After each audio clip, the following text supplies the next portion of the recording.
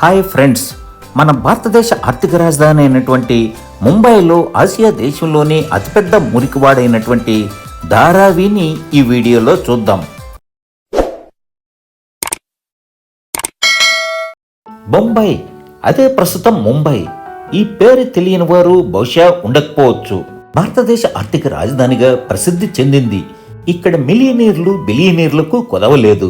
సంస్థల అంచనా ప్రకారంగా మన దేశంలో 1% ధనవంతుల చేతుల్లో 40% పైగా ప్రజల సంపద కేంద్రీకృతమై ఉన్నది. అందుకే కాబోలు 4-5 మంది కుటుంబ సభ్యులు నివాసం ఉండడానికి కోట్లల్లో ఇళ్లను కొంటున్నారు, నిర్మిస్తున్నారు. మన దేశానికి చెందిన ప్రముఖ పారిశ్రామికవేత్త ముంబైలో నివాసం ఉన్నటువంటి ముఖేష్ అంబానీ తన కుటుంబం నివాసం ఉండడానికి 27 అంతస్తుల భవనం నిర్మించారు. ఈ ఇంటి నిర్మాణం కోసం 15,000 కోట్ల రూపాయలు వెచ్చించారని చెబుతారు. మరోవైపు మన భారతదేశంలో 19 మిలియన్ల ప్రజలు ఇండ్లు లేని వారు ఉంటే 7,80,00,000 మంది స్లమ్ ఏరియాలలో, అదే మురికివాడల్లో నివసిస్తున్నారు. ఆసియా దేశాలలోనే అతిపెద్ద మురికివాడగా ప్రసిద్ధి చెందిన ముంబైలో ఉన్న ధారావి స్లమ్ ఏరియాను ఇప్పుడు చూద్దాం.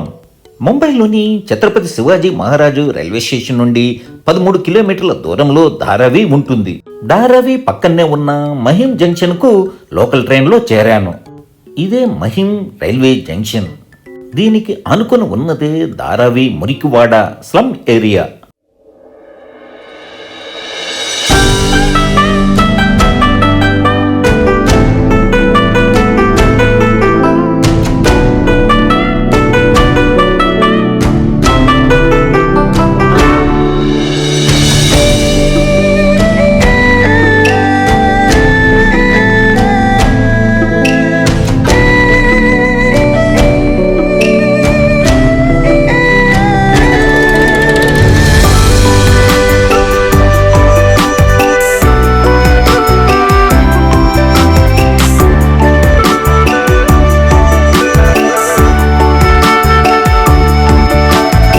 కిలోమీటర్ల వరకు ఈ స్లమ్ ఏరియా విస్తరించి ఉంటుంది. ప్రపంచంలోనే అత్యధిక జనసాంద్రత కలిగిన ప్రాంతాలలో ఒకటిగా ఇది ఉంటుంది.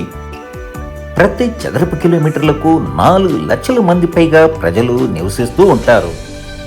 శుభ్రత లేని ప్రాంతంలో, సన్నని చీకటి సందుల్లో, చిన్న గదుల్లో 12 లక్షల మంది నివసిస్తుండడం ఎంతో ఆవేదన కలిగిస్తుంది. ఇక్కడ నివసిస్తున్న వారు చర్మ పరిశ్రమలు, ప్లాస్టిక్ రీసైక్లింగ్, కుట్టు మిషన్లు తదితర చిన్న పరిశ్రమల్లో పనిచేస్తూ ఉంటారు. మన భారతదేశం స్వాతంత్రం వచ్చినప్పటి నుండి పేద ధనికుల మధ్య వ్యత్యాసం పెరుగుతూ ఉన్నది. అందుకే ఈ ముంబై నగరంలోనే 100 కోట్లు కాదు 1000 కోట్లతో నిర్మించిన ఇల్లును చూశాం.